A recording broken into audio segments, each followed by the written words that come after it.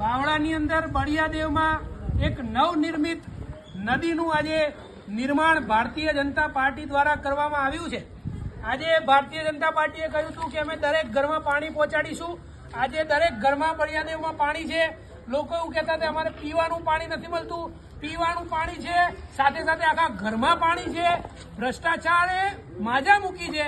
આજે ભારતીય જનતા પાર્ટીના નેતાઓ કરોડો રૂપિયાનો ભ્રષ્ટાચાર કરી નાખ્યો છે, ત્યારે આજે બળિયાદેવની હાલત આવી છે। આજે લોકો પોતાના ઘરે જવા માટે કેવી રીતે જઈ રહ્યા છે એ આજે આમ આદમી પાર્ટીના નેતાઓ આજે અંદર ઉતરીને બતાવી રહ્યા છે। આજે ભારતીય જનતા પાર્ટીના કોઈ નેતામાં હિંમત હોય તો અહીંયા બાવળાના બળિયાદેવ વિસ્તારમાં આવે અને લોકોને બતાવે કે આજે અમે શું કર્યું છે।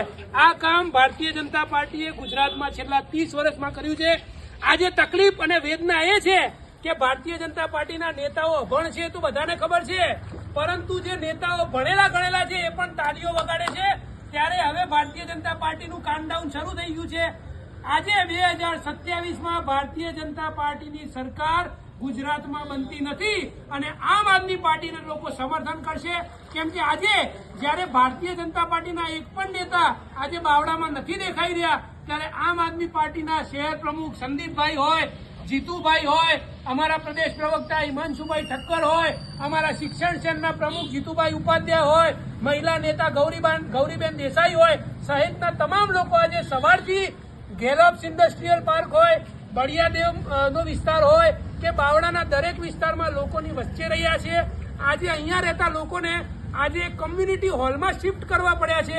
આજે કોઈ ખાવાની સુવિધા નથી, ના એમના બાળકોની સ્કૂલ બંધ છે, ઘરડા માણસોને જે તકલીફ છે, મેડિકલ હિસ્ટ્રી છે, એમનો કોઈ ઇલાજ ભારતીય જનતા પાર્ટીના નેતાઓ દ્વારા કરવામાં આવ્યો નથી। ત્યારે આજે આ ગુજરાતના આજે બાવળા લેકમાં આપ સૌનું હું સ્વાગત કરું છું અને ગુજરાતનો વિકાસ આજે બાવળા સહિત સમગ્ર ગુજરાતને બતાવવા માંગુ છું।